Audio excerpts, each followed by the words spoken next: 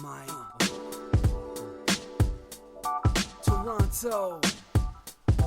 VK on the beat. Check. I'm in Toronto where you wanna get the city love. I'm from Toronto where you wanna get the city love. I'm in Toronto like we wanna get the city love. My city love me back for my city love. I'm in Toronto where you wanna. Welcome to episode 1265 of Toronto Mic'd. Proudly brought to you by Great Lakes Brewery, a fiercely independent craft brewery who believes in supporting communities, good times, and brewing amazing beer. Order online for free local home delivery in the GTA. Palma Pasta. Enjoy the taste of fresh, homemade Italian pasta and entrees from Palma Pasta in Mississauga and Oakville. Season 4 of Yes We Are Open, the award-winning podcast from Monaris, hosted by FOTM Al Grego. RecycleMyElectronics.ca. Committing to our planet's future means properly recycling our electronics of the past. The Moment Lab, brand marketing and strategy, PR, advertising and production. You need The Moment Lab. And Ridley Funeral Home, pillars of the community since 1921. Today, returning to Toronto Mic'd, is Liana Kerzner. Liana Kerzner, welcome back to Toronto Mic'd. Thank you. Good to be here. Is it Liana Kerzner, or do you prefer Liana K, or what about Liana the Red? Which moniker do you prefer? Liana the Red will, my Norwegian friends will appreciate that one. But that is a real thing, right? Like, that's in my head, that you're known as Liana the Red. Did I dream that up right now? I've been called far worse. I've been called Red since my third grade bus driver gave me that name, but we're supposed to do grown-up things. I don't know. I like Liana K just because I have two names nobody can spell, even though they're phonetic, but Liana Kerzner is the more grown-up thing. How do you butcher the name Liana? I'm curious. I don't think I could mess that up. I think it's pretty straightforward. Leanne. Oh, like EannE. Yeah, oh, I mean, right. I lived in Tennessee and Ohio as a kid. They loved their Leanne. And Americans, for some odd reason, like to draw out the A, Liana. And I guess I think it sounds fancier. But, yeah, I don't know. Okay, breaking news. Hold on, though. Are you Canadian or American? Canadian. Okay, so tell me this. Like, when did the family move to the States and for how long? My dad was doing his P.Ed. It's like a PhD, only for education. To become a gym teacher. Yeah, and that's true. But yeah, so it was, I was a year old in Tennessee, and then right, I guess, until I was like 4, around there. We lived in Ohio, Athens, Ohio, which was a very... Was that as nice as Athens, Greece? No. No. Okay, when do you come back to Canada? I was around 4. Okay, so you don't have many memories of living in the States then? Just enough to affect my vowel pronunciation. Learning to speak in Tennessee made potty and party a fraught thing, yeah. I have trouble pronouncing pretty basic words, and maybe I just don't remember, but maybe I was also raised in Ohio or something like that. I'm just digging for some excuses here. Okay, so Liana, this is not your Toronto Mic'd debut. No. But this is your first solo episode. This is Mike on Liana, which sounds dirty, but it's not. But you were here for episode 237, and I wrote a description at the time. Mike chats with Liana K, so I was calling you Liana K. In that episode. Okay. Where did Liana the Red come from? I don't know. Do you like it? I pick up kind of names along the way. People call me different things. Based cabbage is my favorite one. There's quite a story behind that one. Well, do you want to tell that story before I read this description? It involves the game Dead or Alive volleyball. Dead or Alive Extreme 3 volleyball. Which is a game where a bunch of really, pretty anime-style ladies play beach volleyball, and you can imagine the point of that game. But you get these gifts in your room at at night because it's this whole resort thing, and you're playing the guy who's running the resort, so you have to keep all the ladies happy. And one of the gifts was a whole cabbage.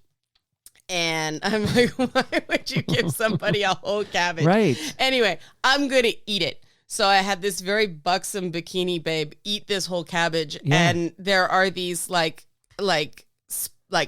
explosion things, like these shock waves whenever you spike the volleyball. And after she had eaten the whole cabbage, it just became super funny because digestive effects on cabbage. Only I can turn, fan service bikini babes into a fart joke. But after that, it was based cabbage in gaming circles for quite a while. Well, I'm sticking with Liana K.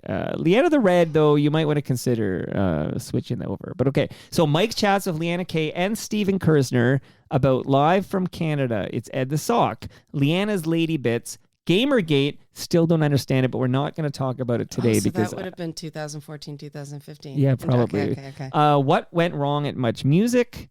That could be a whole episode unto itself. The Hard Rock Cafe closing. I guess that was what was going on. And why Canada prefers to eat her own. I gave Canada the gender of female. I don't know why, but it would seem awkward not to do that. I did that. And that episode was like an hour 40. So you were here of Stephen Kerzner. Stephen Kerzner is the creator and voice of Ed the Sock, for people who don't know that name. And that's how you got the name Liana Kerzner. Well, yes, he's my husband. So you're not married, though. I want to be very, very, very clear about this. You, Liana, are not married to Ed the Sock. You are married to the creator and voice of Ed the Sock, Steve Kerzner. Correct. They are separate people. Okay, good. I just wanted to make sure everybody understood that. So where do we begin in your media career? Because I want to go back to 299 Queen Street. Well, I want to begin with the octopus and the can of Okay. beer That's here. called Octopus Wants to Fight. On the mic, Liana, pop open your Great Lakes. Okay, now what is this? It is a pink octopus with 4 boxing gloves. It is an IPA, which is why I picked it. I didn't pick it for the picture. I'm not going to be that basic. But it is a Well, very you can cute be. octopus. You can pick your beer because of the picture. No, you can't. That is sacrilege. Okay, on the mic, though, yeah. Here we go. Ready? 1, 2, 3. Oh, All amazing. right. Okay, now I'm going to follow suit here. I'm going to crack open a Burst, which is also an IPA. So thank you, Great Lakes Beer. I'm going to send some craft beer home with you, Liana. Now I'm reading the can. Read the can while I tell you you. didn't tell me this was an 8.8 alcohol percentage. All right. Well, are you driving? No. Then go nuts, go crazy, enjoy I the love beer. this. See, this is why I picked it. Our pet octopus is a bit of a jerk. He's that guy who has a couple that either tells you how much he loves you or threatens to fight you. This is right in my wheelhouse. Excellent. Enjoy. Okay, so clearly from the cabbage story and the fact that we talked about Gamergate and everything, you've always loved video games. I'm just trying to understand, like, yes, I want to hear about your love for video games, but I also want to know, like, how do you get involved with media? Like, you've got an interesting history that I think might be overshadowed by the fact that you are often seen alongside this country's greatest sock. Yeah, I kind of fall into everything I do, so it's just life takes me. I was a child performer, I was a competitive dancer, and I was in theater. What kind of dance? Tap, primarily. Okay. I competed in tap, jazz, and modern, contemporary dance, but tap was my thing. And then my appendix blew up when I Whoa. was 16. Yeah, I had gangrene. And so that was that. Okay, but wait, slow down, because I know many people close to me have had the appendix. Like, I guess you're supposed to get it out before it bursts. That's but right. It burst on you, and where's the gangrene? They didn't recognize it was ruptured for 2 weeks. There was a stomach flu going around at the time. And it was misdiagnosed. And because I grew up at Jane Finch, when I went into shock and got taken to the hospital, they spent hours trying to prove I was pregnant. Awesome. Oh my God. Yeah, the joys of medicine in a marginalized neighborhood. And then it turned out by the time they went in and did exploratory surgery that it was, the doctor said he could smell it the minute. But do you have a high pain tolerance? I do. Okay, that's part of the problem. Yes. Because some doctors think that you'd be thriving in pain, lying on you know what I mean? And there you are. If you're able to even stand up and like function, they're like, oh, it can't be that. I've got all the ginger things, so it takes enough anesthetic to knock out a horse to knock me out. And then, Then what are you worried about the alcohol content there? Come on. Well, you were worried. I wasn't. I just wanted to be prepared. Right. Well, you're the responsible person in the room here. Okay. So you're a competitive dancer. You get a burst appendix. Yeah. And what was the gangrene? Like, is that like you lost a toe? What's going on here? Well, it was on the inside. And so it right. healed funny. It was where the appendix was. And so, Right. I had a tube down my nose for God knows how long. It felt like forever. But that was it. When you're 16 years old and competitive and you're out for 8 months, that's it. That's the ball game. That's your career. Really? Yeah. It just, everything, all the old injuries, once all the muscles atrophy, just come back. You with a can't come back vengeance. from that. Some people can. I was like, I want a life.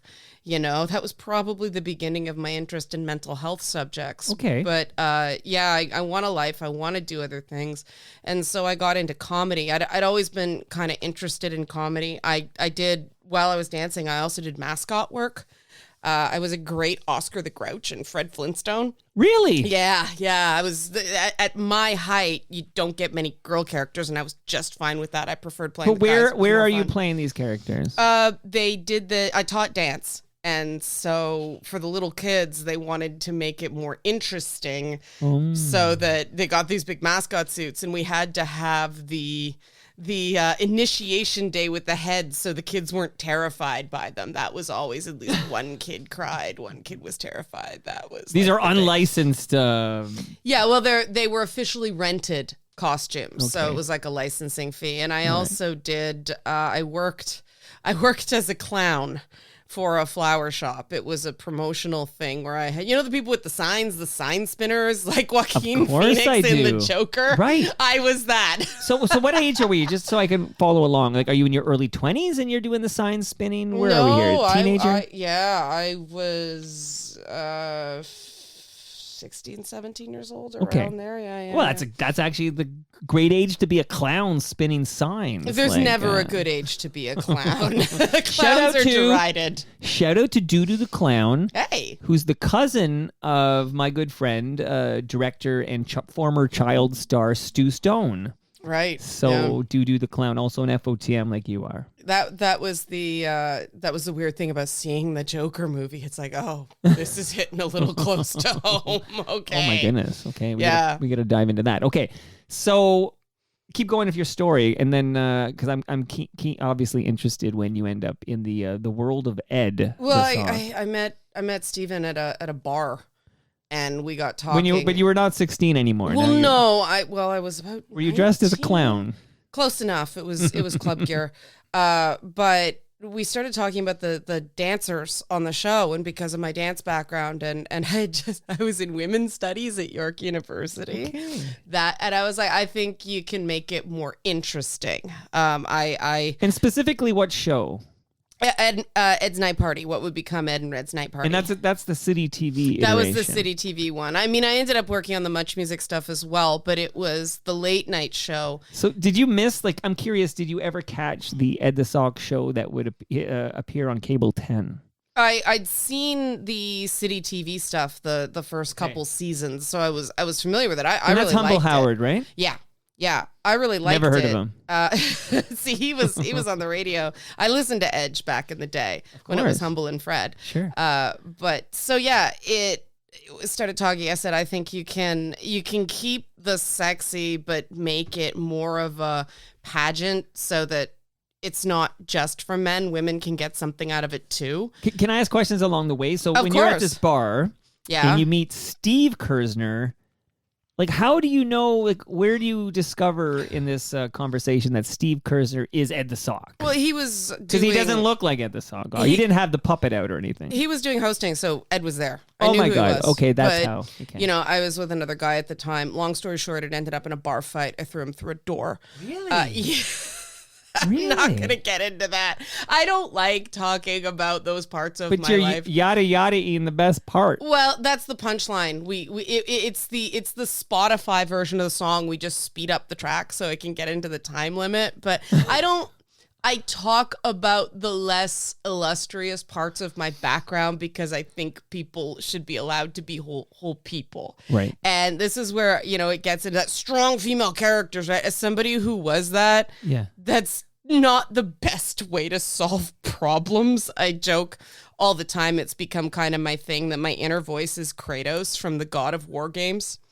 See, I gotta pretend I know all your gaming references. Oh, you don't know God of War? No, God I of don't- War is one of the best things I haven't ever. played a video game since Mario Kart on the Nintendo Wii. with Okay, my so you kid. know Mario. Yeah, At least. Okay. of course. Well, I also should point out, as a young man, I was a big fan of the 8-bit Nintendo. Yeah. And I owned it, and I played a lot of Mario. And then I did get the 16-bit Super Nintendo, and I played that quite a bit. But that was the last console I owned until I had kids, and they wanted a Wii.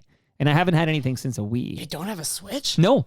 Oh, Oh. my oldest son has a Switch. I've just never played it with is he him. into Tears of the Kingdom right now? Who knows? Who knows? don't know? He's 21. Like, I don't know what he's into. But You don't he know had a what Switch. games No. your kid plays? Should I? Yes. I know that there was a big Pokemon phase. Oh, okay. Scarlet Violet, I think is the last one. I don't know. There were colors. You're right. There. Yeah. And I remember buying him Pokemon games, but I actually don't know specifically what he's into. I do know my like I got 4 kids, and my youngest son is big on like games on his laptop. Like Okay. he doesn't use a console. But again, we do play periodically. We still play Mario Kart on the Nintendo Wii, which is probably from like 2009 or Nice. something like that. So- Nice. Okay, so you in this bar where you meet Steve Kerzner and you Yep. give him some good feedback on the City TV version of like Ed's Night Party or whatnot. You have a boyfriend with you who you throw through a wall. Well, we broke up. Well, obviously, because you threw him in, through a wall. But did he yeah. deserve to get thrown through a Well, wall? he did, because by that point, like I said, I skipped to the end. I was already seeing Steven, and the dude didn't Okay. take it that It's getting well. good We'd now. broken up. So you were seeing 2 guys at once. No, I don't do that. No. All right. Better story. I might steal that. But so no, we'd broken up, and he showed up with another girl, and for whatever reason, he decided to force a confrontation, and he kept touching me. And I have a 3 strikes you're out rule. Don't touch me. You could have a 1 strike you're out rule. No, you gotta give him a warning. Okay, you but gotta give him a warning. You're doing that because he did date you? Like was he No. grandfathered in? No, Because a no. regular guy gets 1 strike, right? No, everybody gets a warning with me. Really? Yeah, because Okay. I have such a fight response. All right. It says, "Don't touch me." I told you, "Don't touch me." Yeah. 3rd time, boom, boom, and it's over. Right. And I grew up with James Finch. We roll a certain way, and this was one of those times. And again, I'm not proud of this, but sexism worked in my favor because they threw him out. Apparently, they were looking for a reason. Nice. But yeah, I was sort of ambivalent about that because I mean, yes, he laid hands first technically, but it's different, grabbing somebody's arm than hurling them across the DJ booth into a door.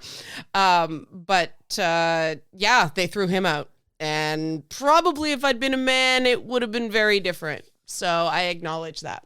Well, he was touchy-feely with you without your consent. He was just trying to start stuff. Yeah, and well, fuck this guy. Well, I wasn't in the mood, and it's anybody. I am very, very egalitarian in my aggression. It doesn't matter who you are.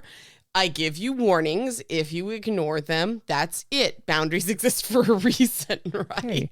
And at this time, so because at some point, I'm sure you're about to get to the part where you're going to join like the production staff of Ed's Night Party. You're going to be a part of this team. Well, I worked for free for 6 months was basically how Really? it happened. I mean, that's the best way to get a job in media, show you can do it. But not everyone can do that, right? Like on this, I get the story. Agreed. Look, this episode 1260, whatever.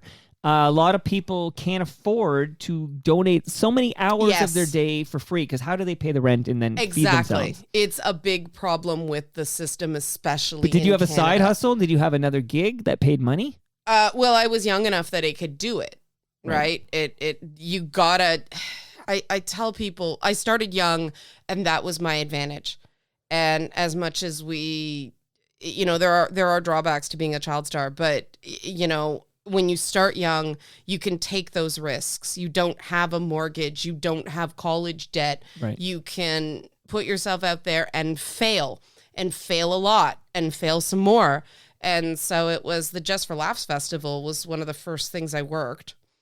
And it just sort of, if you're there and you show you can do it, I mean, yes, you can get in the trap of Toronto's really bad for no one wants to pay the person who will do it for free. So you do have to be careful, but you do.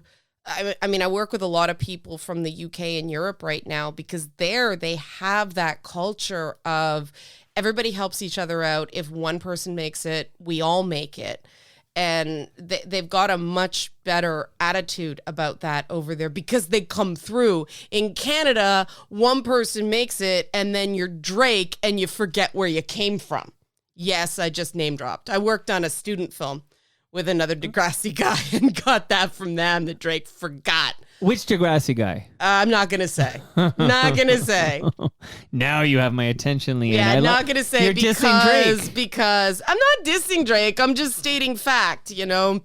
He didn't start from the bottom. He grew up in Forest Hill. Yeah, but they rented. I'm not here. Jane Finch, Mike. Jane Finch. Forest Hill is not the bottom. I hear you. And, you know, very young man and on a, popular teen drama, Degrassi, so the next generation. So, yeah. Okay, so I've never met Drake, but he seems like he'd be a decent guy. I have no idea. Have you ever met him? No. Well, I don't know. Some of them have some people I know, some people make an impression, but at Much Music, I think that was before Drake, but... Pre-Drake. I mean, I'm a but just pre-Drake. Okay. Respect to Drake. I'm a huge Raptors fan. I give him total credit for being a part of that. Good for him. And people can have strengths in one area and weaknesses in the other, but that wasn't the only story about Drake that he forgot where he came from. Interesting. Yeah. Okay. It's funny meeting so many musicians in Much Music. I got a real respect for pop music that I did not have before. Okay, let's get you to Much Music. Okay, So let's get this going here. So you're now in Ed's world because you're dating Steve Kerzner, is that right? Right. And you had some great ideas for how to improve the program. Right. I was told they're great. I have to see them all and make my own judgments later. But okay, you've got good ideas, and Steve's receptive to these ideas, and you join as I mean, it sounds like you worked a bunch of months for free, but at some point, do they pay you to be a part-timer? Eventually, and they went out of their way to not pay me. They never paid me what I was worth, but that's Much Music. Nobody got paid what But they is this were when worth. Chum was owned? Chum owned this? Yeah. This was. I okay. mean, the first, before the sale to the Bell. first Fromage we took over was Fromage 99, so that kind of sticks a pin in that. We'd done a couple of fromages before that, kind of unofficially, like Ed hosted. It wasn't produced by us, right? But it was Fromage 99. We finally got a hold of it, and I got to apply. The great thing about City TV and the great thing about Much Music is I got to take all the things I learned in women's studies at York University and find out everything was wrong and found out how to do it properly. So that's interesting. Good. Yeah. Like when you apply it in the real world and you realize it's bullshit. That's what people didn't realize about what I was doing. When I started taking over the show, and I know we're jumping over, when I started co-hosting. I started experimenting with the idea of the male gaze and sexual objectification and all that stuff, and interviewing porn stars and getting to know them as people and all this stuff. It was a science experiment. And we really do a disservice to women in those roles. And I found out about it firsthand. Like, I can go and because I teach things like gender and game design. Where do you teach this? I'm a guest lecturer. It used to be at Sheridan College, but the course moved to U of T. Look at you. Yeah, and so I've been doing it for years now. I love it. Wow. And I do Liana the Red. Yeah. The more I have this one client. He's big into like Norse myth. He's gonna love that when he listens to this. But it more and more, it's just like, no, I don't say this as somebody who just consumes media. I'm someone who's worn a chainmail bikini. I can talk about this, right? And I think that matters. This when we talk about the depictions of women, it's the only expert opinion when somebody hasn't done it. right? There's no ground truth. There's no, I did this and now I'm talking about it. It's all people, lobbing spitballs from across the room. It's the Taylor Swift song. It's the girls wearing sneakers, lobbing pot shots at the girls who wear short skirts. Right, yeah. right. And nobody talks from the perspective of the girl who wore the short skirt in the Taylor Swift song. And that's what I wanted to do. Okay, so I need to establish the many hats you're wearing at the old, the City TV / Much Music. This is 299 Queen Street, right? Right. Okay. There's a documentary called 299 Queen Street. Yes. Okay, let's put a pin in that. Talk to Ed about that. I will talk to Ed about that. That's a promise. I'm going to talk to Ed about that. Okay. I had the director here. I'm going to talk to Ed about it, so I'll save all that. So you, on the show Ed's Night Party, which is a City TV show, you are unpaid, then you're part-time, and then at some point, though, you're an associate producer, then you're a producer, and then a supervising producer. Credit to Much Music and City TV. I was never unpaid on Ed's Night Party. I was unpaid on Just so what for was laughs. all that unpaid? Just for laughs. It was just for laughs my and stuff apologies. like that. Yeah, by okay. the time I actually started working on the late night show, I did have an associate producer. I don't know if I started there, but even if you start as a part timer and then you work your way up, they're still paying you for the hours that you put into. Yeah, Ed's Night Party. I know somebody at the time went after Chum for unpaid internships, so I just want to make it clear that no, I thought that was somewhat unfair. But yeah, so no, make anything clear you want because I have no one to mess things up. Okay, I am rough on Chum, so I want to give them credit where they were decent. Okay, so I was ground floor in the whole Ed experience, watching on Cable 10. We've lost a host, but one of the hosts Eric Tunney gone far too soon. But I loved Harlan Williams, for example. And I watched it and I laughed. I'm going to talk to Ed about a couple other Cable 10 shows and one that came up in my episode recently with Mark Weisblot. But I need to understand how you fit into this whole Ed universe because Ed was it was like frat boy insult humor. Right. But you seem, if I may, a little smart for that. You seem You can't be a smart frat boy. You can be. It just it feels like a bit of a clash. But how do you slide in there, and then your perspective on things kind of changes the show, keeping the humor, but kind of enlightening it a bit. You know what I mean? I had a dirty joke in my head, and I'm gonna let it pass. No, don't, because I love dirty jokes. Okay, I slid in with a lot of lube. Let me explain the metaphor. Ed, the thing I loved about Ed and everything around Ed is it was the freak show. Right. And that's where I fit in. I am a complete weirdo. I mean, one of my other references, and if you don't know this one. Okay, is it a video game reference? No. Well, then I might have a chance. My other inner voice is Billy Butcher from The Boys. Okay. I don't get that one either. You haven't seen The Boys? I know. Are you going to storm out? No. Because I haven't given you lasagna yet. But I got more gifts to give you. People at home who are listening. So, The Boys is a recent series that streams somewhere. It's on Amazon Prime. It's shot in Toronto. I know. I know. It's a Carl Urban character. I believe The Boys, I believe, opens with the girlfriend of a character getting obliterated. And that character was played by a young woman who has been on this show. Awesome. What? You haven't seen it? No. Dude. Anyway. The Boys is good. So I should see The Boys. Billy Butcher is very, very foul-mouthed. He's working class British. And all right. So he uses language as a weapon and a shield. But yeah, I mean, I have always, when I was 6 years old, I thought Liano was me. So I always had that kind of guy, Do you have any Seinfeld references or maybe Simpsons? Yes, okay. We'll get to Start them. with those because I want to get your references, but keep going, please. Yeah, okay. So, yeah, it wasn't that hard to fit in. I really liked the whole Ed thing. I saw the subversiveness, and that's the thing a lot of people miss was it wasn't an earnest statement. It was satirical. Is that like when Nirvana releases a song called Rape Me and somebody's like, what a horrible song. Rape is terrible because they just don't get that it's actually anti-rape? And it's a metaphor. Right. Well, Right. I mean, am I the only one is the line there, meaning, yeah, no, probably not. Yeah. I love Nirvana. The one that's held up most for me is Pearl Jam from that era's second 9 Inch Nails. So okay. Closer. So I'm a one. massive, yes, right. I'm a massive Pearl Jam fan. All right. Seen them live double digits. So good. And big fan of Pearl Jam. So good. And Pearl they're still Jam's going. 10, one of the greatest albums ever made. Fight me. I can't fight you, and I agree with you, Liana. So good. I can't throw you through a door. Every song on that album is good.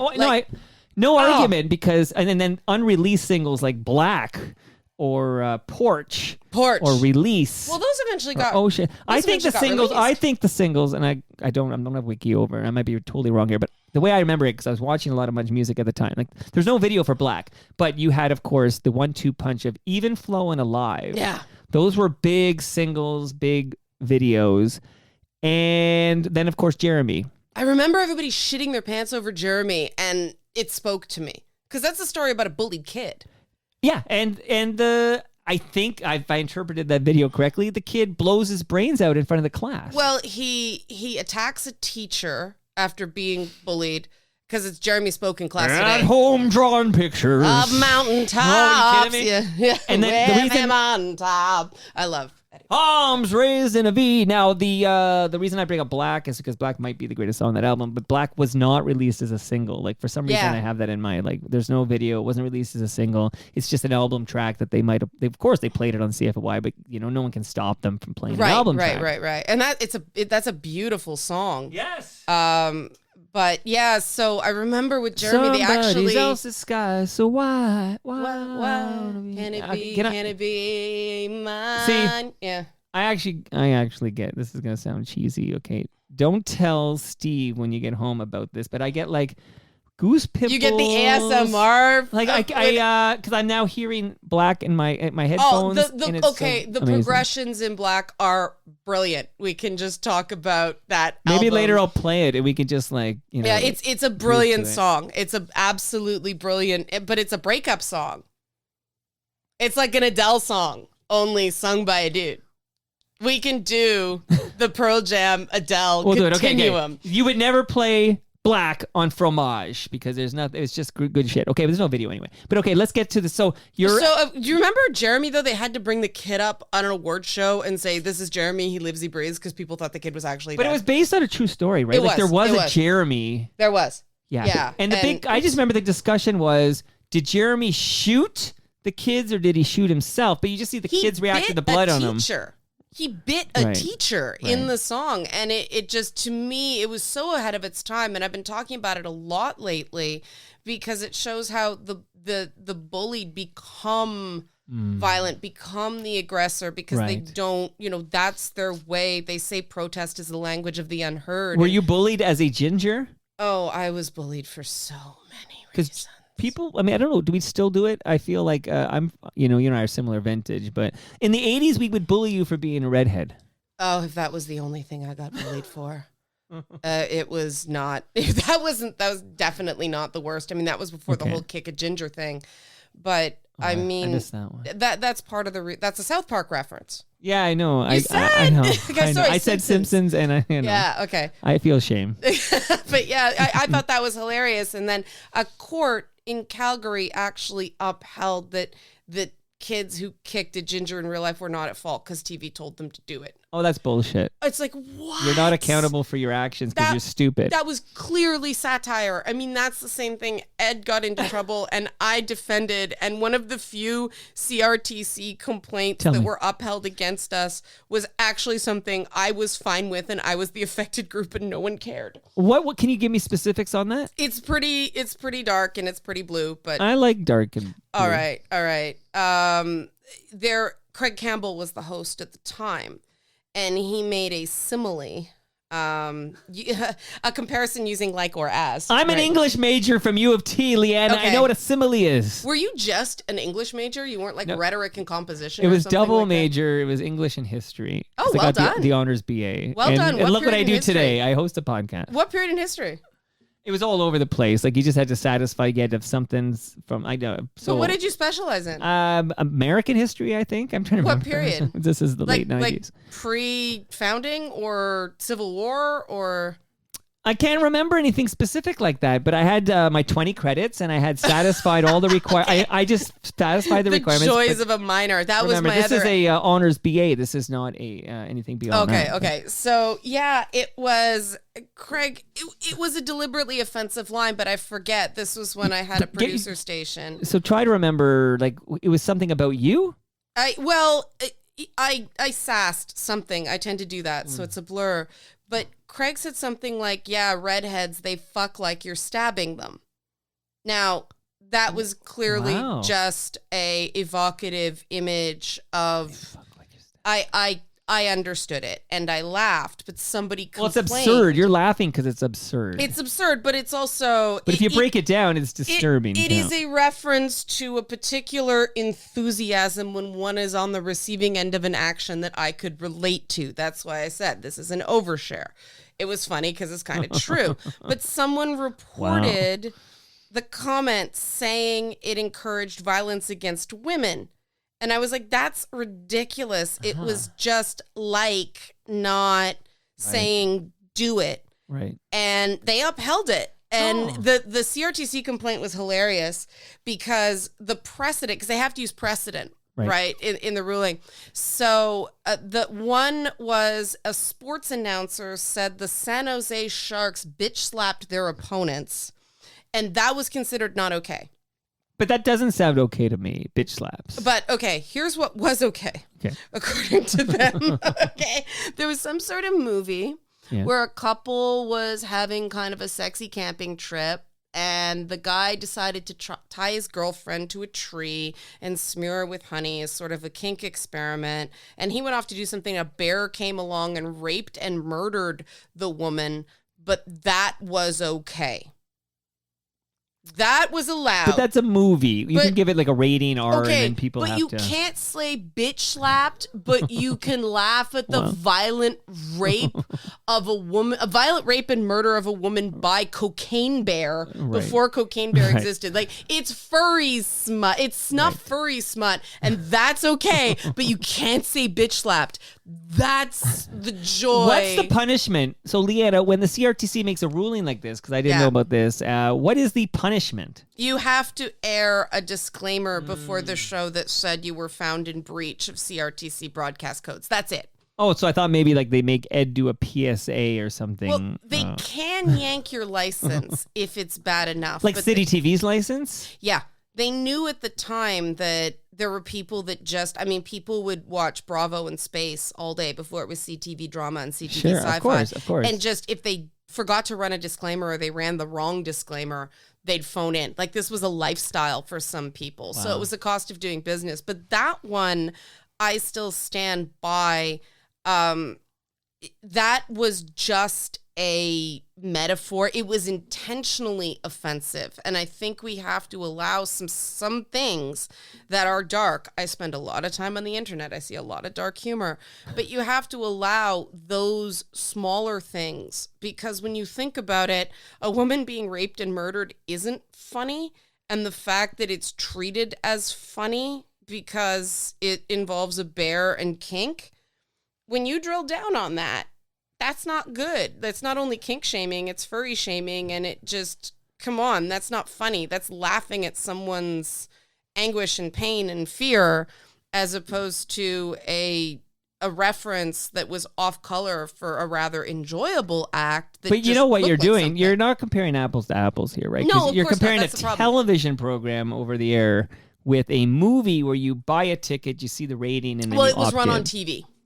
Oh, there. Yeah, because CTV ran movies. CTV ran movies. Yeah. Well, this was all. Sorry, this was all. Did CRTC. Mark Daly introduce it? I always have a clip I play when he comes up. Didn't he have a great? The following program contains adult themes, nudity, and coarse language. Viewer and parental discretion is advised. He had such a great voice, and he was a one-take wonder. He was so good.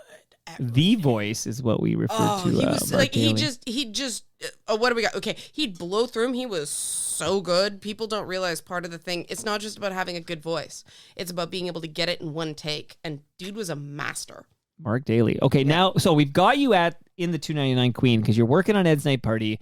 Ed, and remind me, I know I'm going to talk to Ed shortly, but Ed, how does it work? How do they transfer Ed the Sock from like having a city TV night party to being on Much Music, a national, the nation's music station? Like, how did that transition happen? Well, and did you just follow along? Ed was already doing stuff when concurrently. Yeah, he was doing fill-in, but we got Fromage and we got the Wham Bam as a permanent show. He was doing Flow, which was just sort of the daytime thing where you introduce videos. Sure. And it was always kind of fraught. I mean, I really give credit to Denise Donlin, who was the head of Much Music at the time.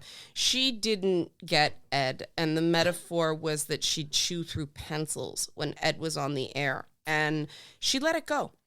And she didn't agree with it, and she eventually came around to understanding what it was, but she was not on side at the time. And the hardest thing as an executive to let something on the air that you personally don't like. So, mad respect to Denise. She's one of the unsung heroes of Canadian media in general, but she really championed that idea that youth programming could be smart and relevant and actually tackle issues, and was so mocked for it at the time. And I completely supported it. I agreed with it. And that's what I started to do when we came on air. Ed was an early supporter of Pride, the Pride Parade. Ed marched in the Pride Parade with a shirt that said heterosexual, because I'm like, love it. That was before we had the whole allyship thing.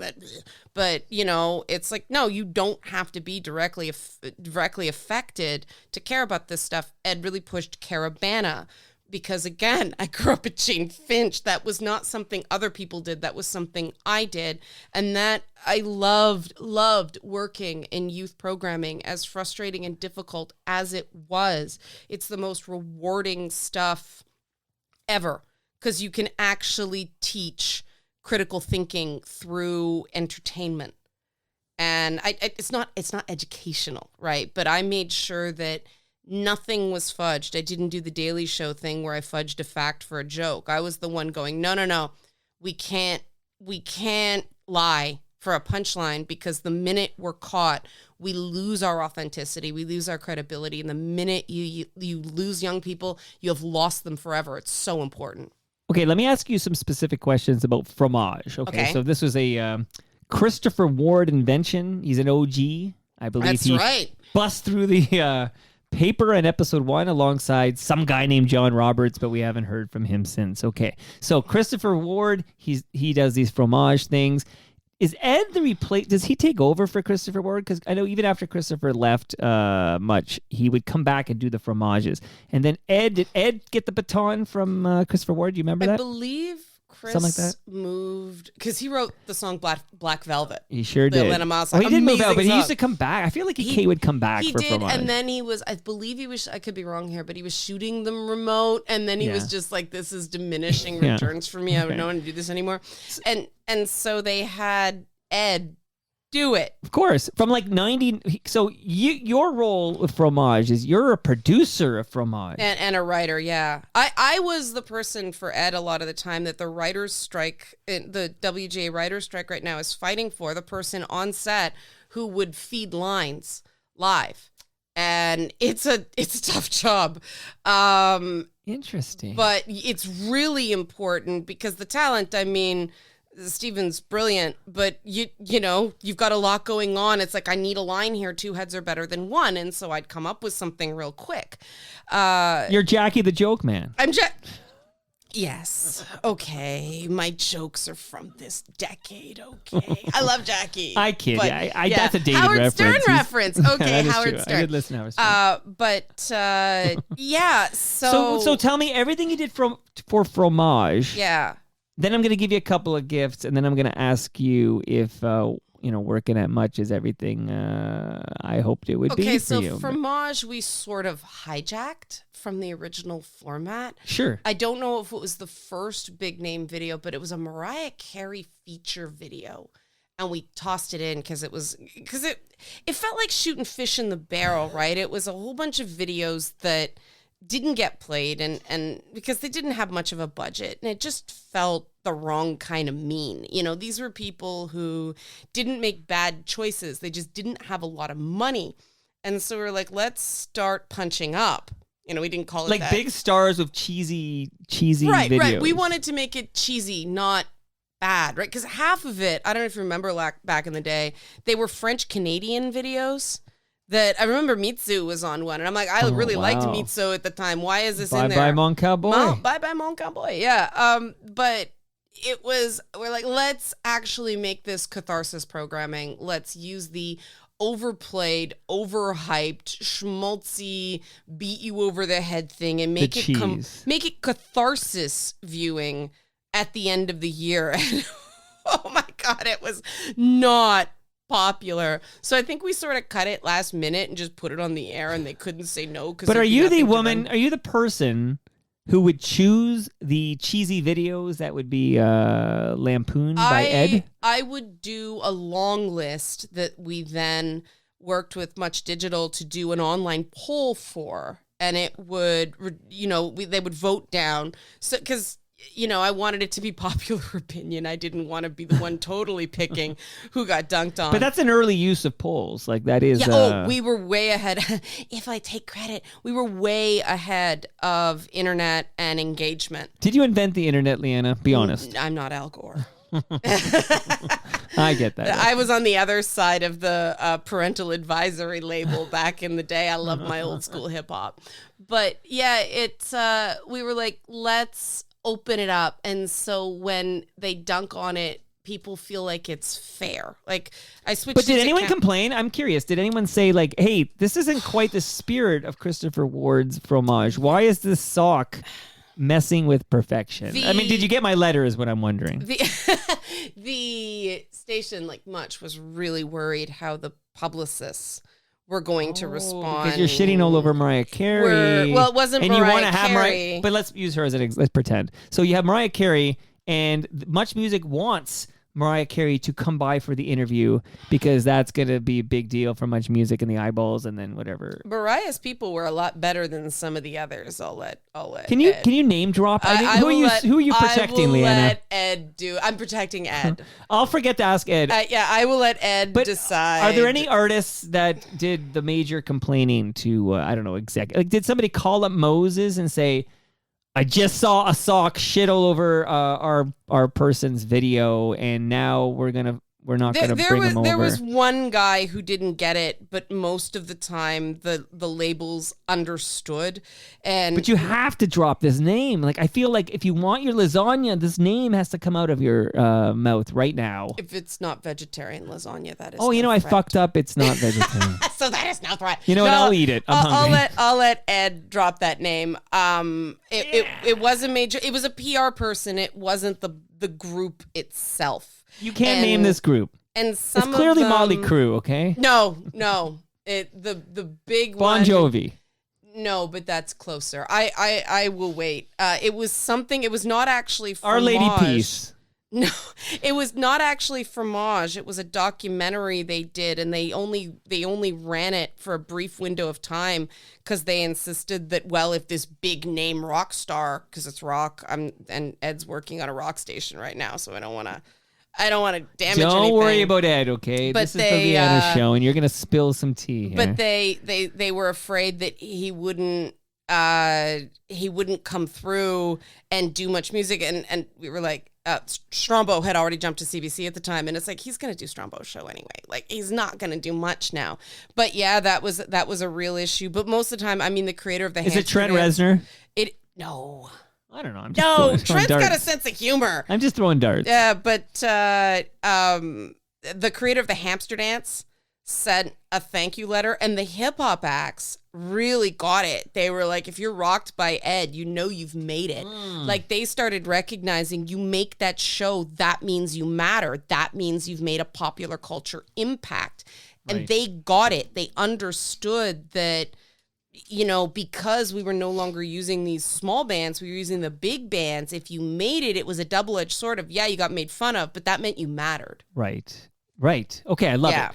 Love it. I used to watch, for what it's worth, it was appointment viewing for me to watch Fromage. I'm just going to give you a couple of quick gifts. I'm going to give you a wireless speaker courtesy of Moneris. Oh. So you can listen to season 4 of Yes, We Are Open, which is an award-winning podcast hosted by FOTM Al Grego, who's been traveling this country, talking to small business owners and entrepreneurs and sharing their inspiring stories. So Liana, I know it's going to inspire the F out of you. I'm very interested in checking out the built-in subwoofer on something. Yeah, this no, small. it actually sounds good because Rob Bruce is going to come on next week Should and you put it on review like it. something wood to amplify the It- subwoof? Apparently, it has no business sounding as good as it does. Okay. That's what Rob says. Anyways, he's the keyboardist from the Spoons, so he Oh, knows his cool. he knows his Okay, shit. But also, nice. I'm worried about you when you're walking in the dark. I don't want you to trip and fall. This is a flashlight from Ridley Funeral Home, pillars of this community since 1921.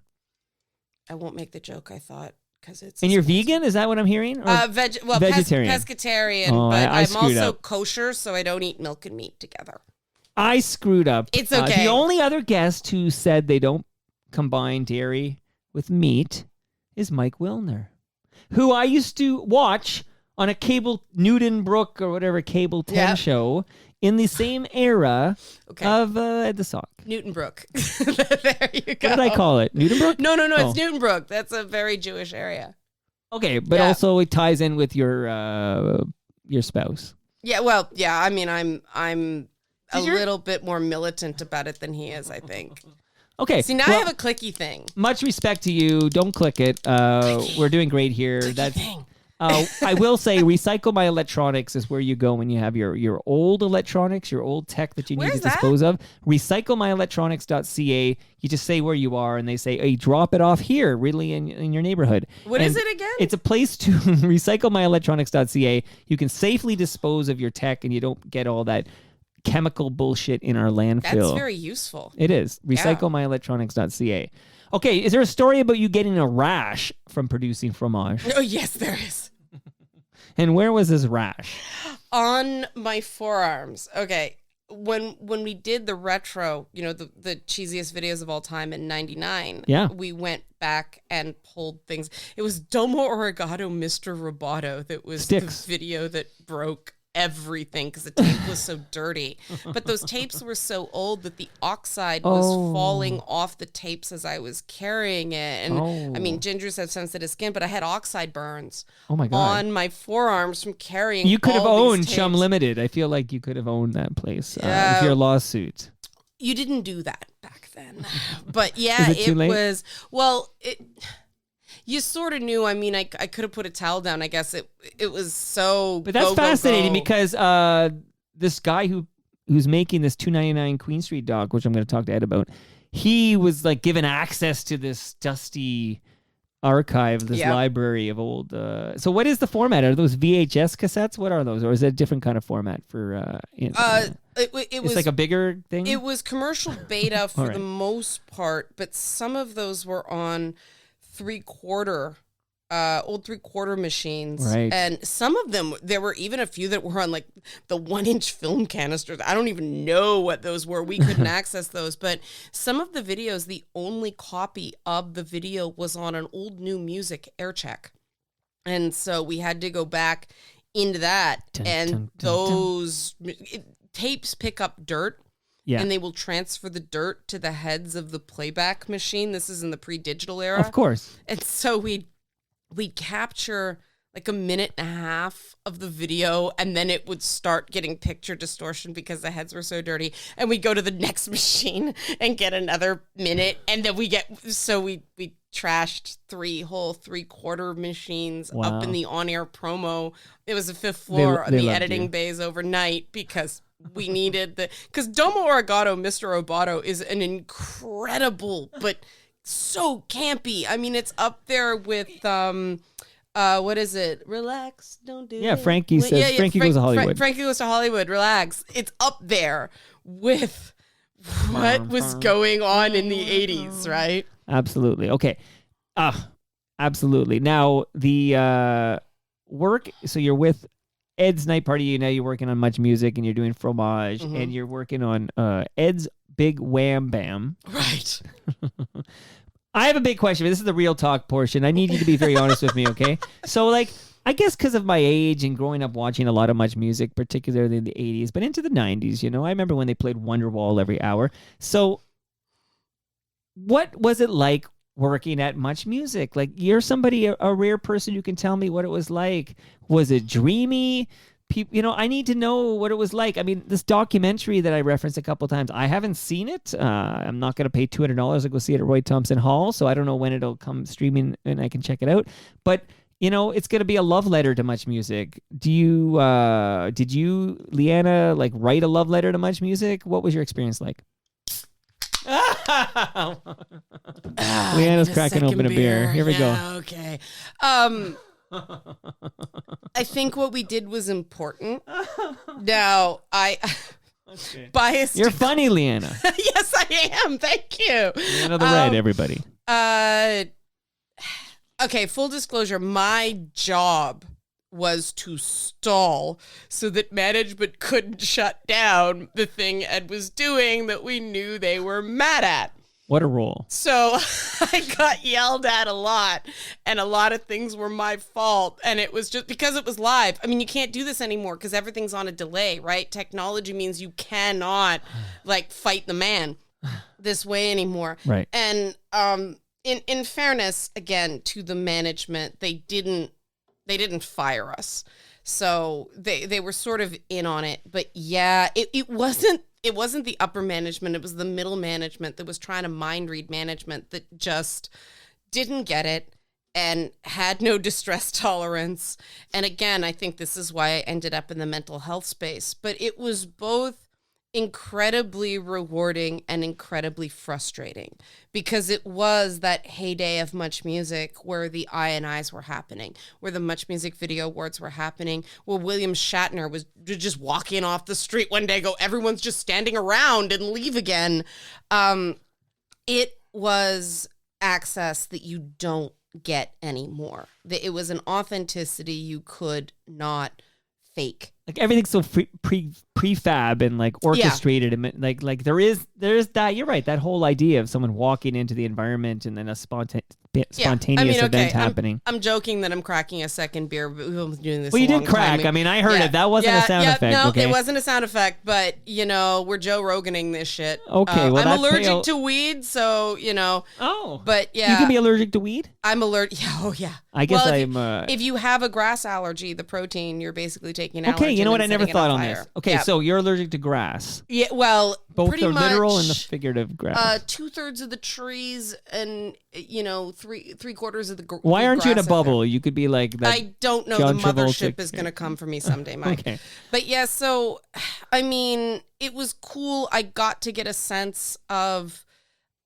musicians as people, and they started bringing in more non-musician celebrities as the years went on. But I got an incredible respect for pop princesses like Christina Aguilera, Hilary Duff, Avril Lavigne, Nelly Furtado. The rock musicians were the really hard thing for me because they were such jerks and liars, and I was a huge Smashing Pumpkins fan, and Siamese Dream is one of my favorite albums of all time. Me too. And they were such horrible people to me that I couldn't listen to that album for 10 years afterwards. Billy specifically? Billy Corgan? Well, it was, in fairness to them, it was right before they broke up. So they were all really mad at each other, and they were. And taking Darcy that had out drug on everybody. issues. Okay. The worst drug story I had at Much Music. Steve Anthony. No, that is Baby's drug That's a story. joke. That's a joke. No. It was the Red Hot Chili Peppers. And to this day, I cannot listen to the Chili Peppers because I thought it was so dishonest. Because John's ongoing, his teeth came out, right? From his addiction. His issues. ongoing stuff with John addiction. Frusciante. And that was, they played it to death, and I thought this was wrong that they went on. And he was supposedly clean at the time. And he was, I think you should experience life off drugs and then experience life on drugs and then experience life off drugs again. And they ran this to the youth audience over and over and over again, which, okay, if he actually had kicked, that would have been one thing. But I remember interviewing him, and he had a sleeve of medical tape on his arm, and you could see the source on his arm. But through if the I may, tape. okay, so this scene that we were celebrating earlier when we talked about Rape Me and then we talked about Pearl Yeah. Jam, right? Like, so Kurt Cobain was addicted to heroin. Lane Staley died essentially from his addiction issues, died very young. Well, then you get guys like Michael Stipe, right? Sure, but I mean, even but Scott Weiland, I mean, Yeah. you know, all these bands that we adored, and members of Smashing Pumpkins and Red Hot Chili Peppers have died from heroin overdose. A member of Hole died from heroin overdose. Yep.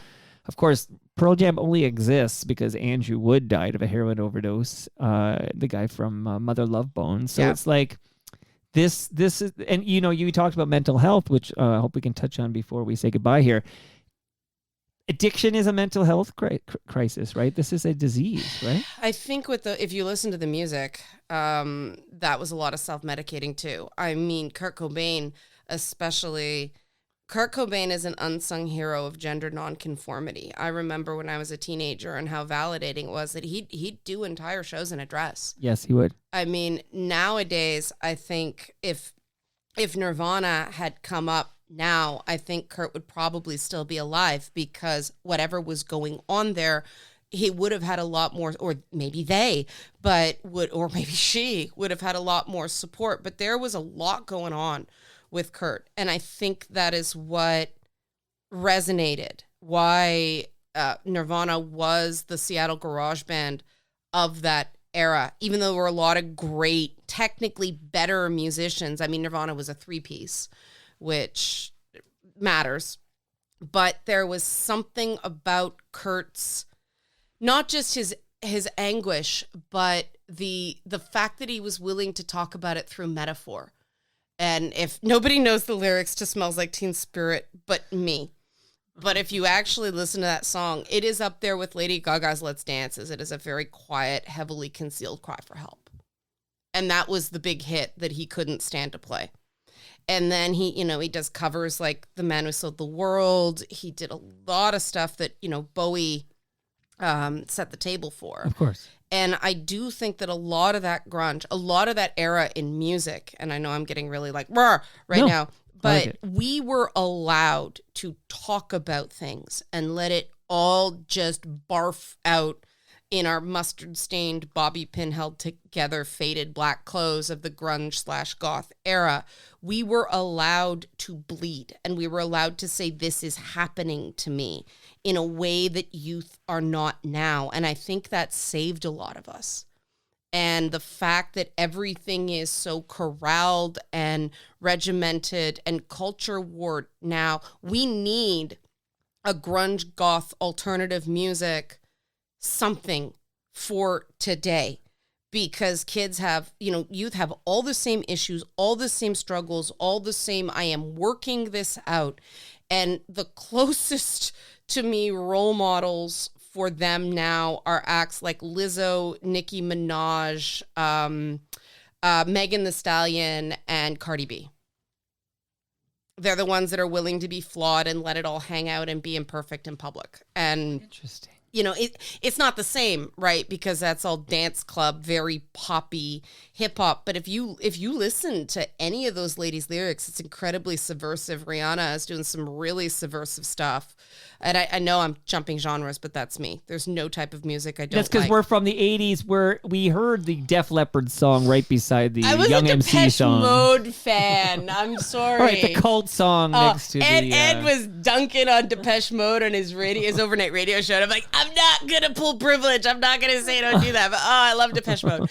I can't imagine Ed dunking on anybody. That I understand. Why Ed does not understand Depeche Mode. It's all good. But hearing you talk about this, you're so eloquent when we talk about it. Is this why you started Wellness Wednesdays? I just want to find draw the line between Wellness Wednesdays and It's Not Therapy. How do I go? Okay, Aerosmith is the short version. How do you go from music to video games to mental health? Aerosmith. Big Aerosmith fan. But Aerosmith was one of the first bands to see the potential in video games. So they were one of the first bands that would allow video games to license. Is that their like music. Guitar Band or Guitar Hero? I don't even know. No, Guitar Hero was Okay. actually a nod to the fact that Aerosmith allowed their music to be. It was some Okay. car action game that Aerosmith All was on right. like billboards and played on the radio or Okay. something like that. They were like the I didn't know wing this. commander of music. You know how Oh, Mark cool. Hamill made a ton of music on Wing Commander because he was him, Michael Ironside, Tim Curry. They understood the early power Okay. of voice acting in Aerosmith. video games. Aerosmith. Yeah, they were way ahead Toxic of the curve. Twins. They were- Speaking of drug abuse. Yeah, they were way ahead of the curve. Well, Aerosmith says they're lucky to be alive, and Sure. you know they know that is luck. So so they went from music to games, and Yeah. I've been a gamer all my life. And so I started doing game stuff on the late night show and on Much Music because it's 18 to 34 male, Yeah. right? They're playing games. And that was, slightly before Halo became this huge thing, but we were right there when Halo and, Call of Duty and Gears of War, all franchises I really enjoy, were huge. Yeah. And so I'm like, okay, where music was in the 90s and early 2000s, video games are now. And so I started Right. doing games, and I was a proper games journalist Sure. for years. I did an award-nominated piece on post-traumatic stress disorder in video games and using video game technology to treat it, but also some of the metaphors in all the war games. And so I started doing Twitch. Do you know what Twitch is? Yep. Okay, good. So my Twitch chats were becoming group therapy sessions. People were telling total strangers in public that they were being abused by their dad, that they were having all these issues, that they were having panic attacks, that they're having suicidal ideations. And I'm like, okay, if people are telling each other this stuff in this format, there is a need. And I was a peer counselor back in high school. Right. And so I'm like, okay, let's try it again. Let's see if there's something there. So I started doing Wellness Wednesdays. It actually started as something called Mountain Mondays, where every time there was a mountain in a video game, I played this fake Zen thing of, okay, everybody breathe in and out and look at the mountain and just be Zen. And it was Far Cry 4 that started it because it was set in Nepal and it was all this, like esoteric stuff. And it's like, let's look at the mountain and be Zen, dude. And it went to that I ran out of mountains in games. So I started doing Wellness Wednesday. And then I realized that a lot of people can do gaming content really well. Not many people can do mental health stuff the way I do it as somebody who was part of the system and on the couch in so many ways for so many reasons over the years, dancer, the underlying thing. I had anorexia. It's a lifelong thing. It's a constant fight, but I was actively anorexic as a teen. Okay. I had to deal with almost dying multiple times. I grew up in a pretty tough neighborhood. Then I was in the media as a teenage girl/woman. I've lived in, I've worked in male-dominated fields, stuff. I was diagnosed with PTSD in 2019 because I was stalked. Now I was diagnosed because I was stalked. That wasn't what caused it. And so I decided, I pulled a Michael Landsberg and I decided to sort of talk about it. And because people already thought I was crazy, see the story about throwing an ex-boyfriend through a door. And so I'm like, what have I got to lose? I've already got all the stereotypes that come from being gender nonconforming, gender atypical, inner guy voice, whatever you want to call it. Yeah. I've already been punished by society. What do I have to lose? And it was this energy. The minute you have the centeredness, and I won't even call it bravery, it's the centeredness. It's just, this is me, and I don't care what people think. When you start talking, other people start talking, and we started having these great conversations, and that's where Wellness Wednesday came from. That's where It's Not Therapy came from. It was the easiest pitch I've ever done because the program director of the station at Saga 960 was 5 months pregnant. She's like, I just want to say things suck. And it's like, yes, awesome. They got it. it became this podcast thing. It got picked up on Sirius XM podcast. Okay. And then it's funny because I boomeranged back into men's mental health content. 80%, and it's probably more like a 90 of my personal one-on-one client base is male. That's just my specialty. It's also because women, a lot of the mental health language is feminized because DBT, big parts of CBT therapy, their types of therapy were developed by women in major US cities. It's very left coast. The language is very centered in that. And so a lot of guys bounce off of it. And so a lot of what I do is just change the language for, decent fundamental concepts. But the last thing you want a guy to do when he's already struggling is make him feel weak and pathetic. And I think a lot of the language does that. So I go back to 90s rock and grunge and go, okay, how did they talk about it? I'll talk about it that way, Today is the greatest. Okay, so It's Not Therapy. Just to recap there, because you dropped, is it on Saga 960 and Sirius XM? Is that possible? It's everywhere. It's everywhere because it's a podcast. Yes, podcasts Saga everywhere. has been amazing. Okay, because there are some people but there are some people on that station who are like just a little the other side of QAnon. Like I was just saying, there are some interesting people on Saga 960. You can't exist in the gaming space without encountering those people, and you know what? They're people. I mean, the last time I was on the show, I was talking about Gamergate.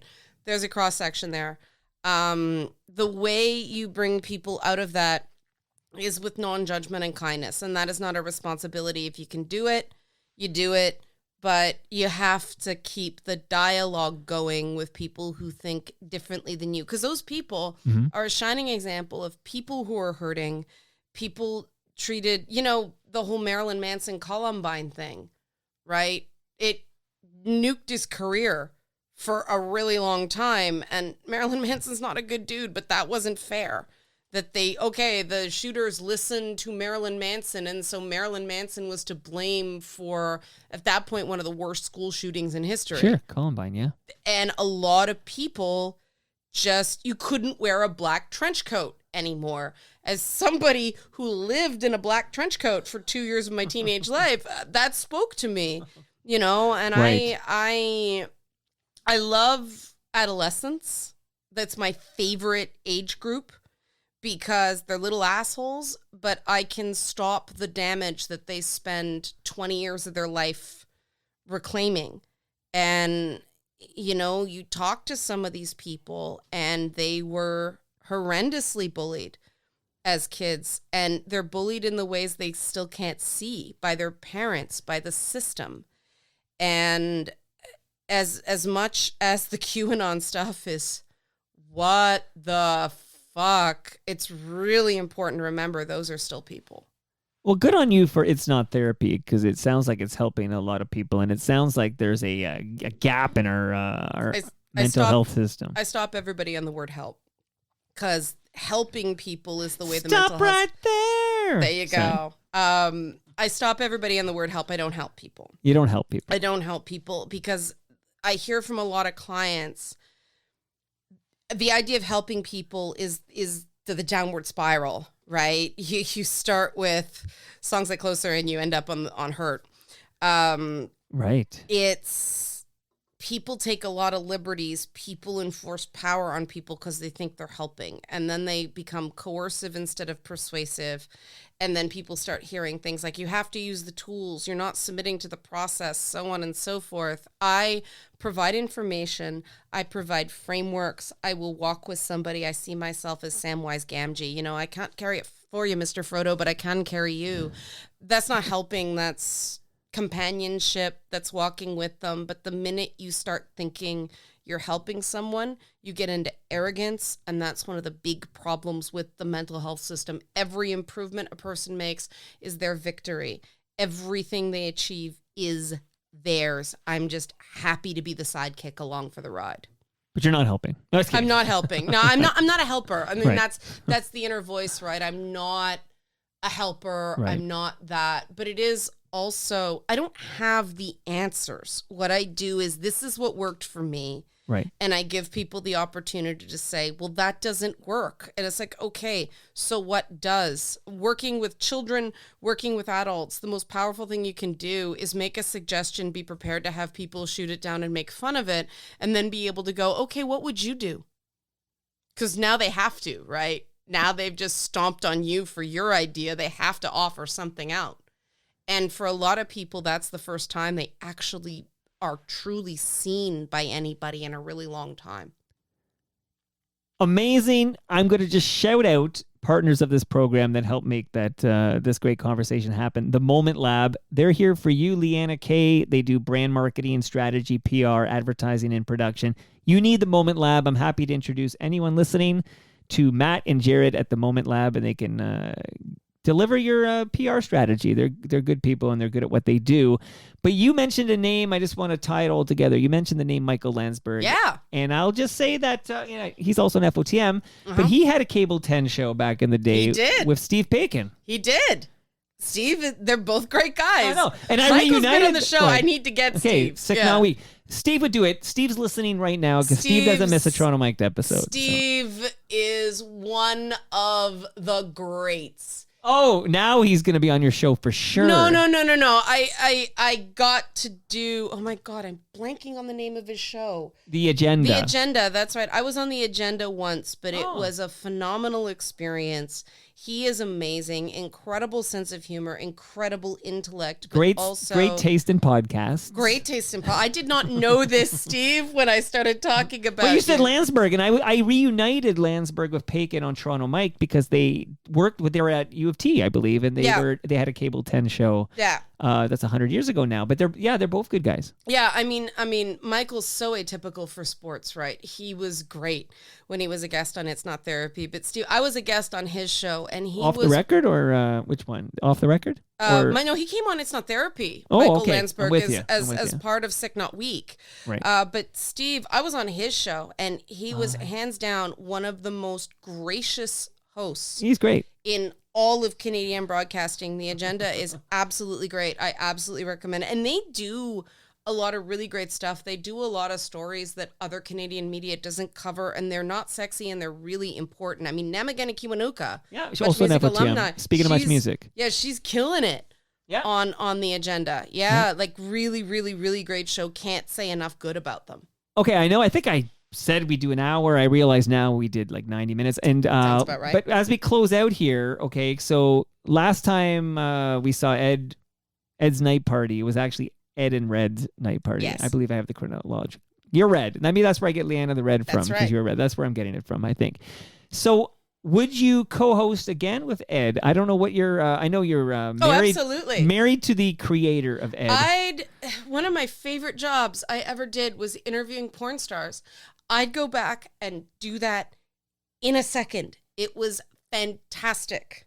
I would rather interview porn stars than musicians.